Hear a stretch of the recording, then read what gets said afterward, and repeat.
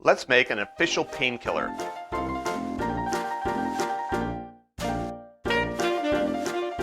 To make this drink, we're going to start with 4 ounces of pineapple juice. 4 ounces of pineapple juice is something in metric, so 120 milliliters.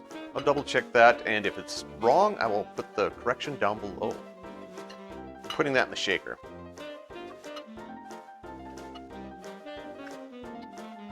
Then 1 ounce of cream of coconut, and I am using Coco Lopez. Normally I would use my own coconut syrup in a recipe like this. The recipe for that is going to be linked down below as well.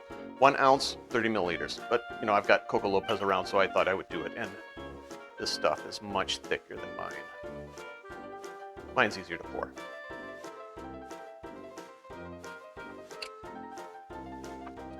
One ounce of orange juice. 1 ounce of orange juice is 30 milliliters. Fresh squeezed, of course. And finally, 2 ounces of your Pusser's rum. 2 ounces is 60 milliliters. Add some ice. And give it a shake. I'm now going to fill my glass, and the official glass is a large glass or a goblet. I'm going to fill that with ice. I'm going to strain the drink into there.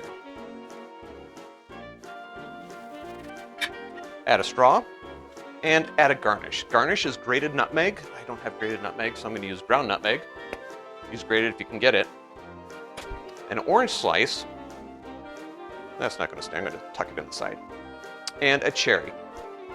And there you have it. The official painkiller from Pusser's Rum. Drink with good spirits. My pain is killed.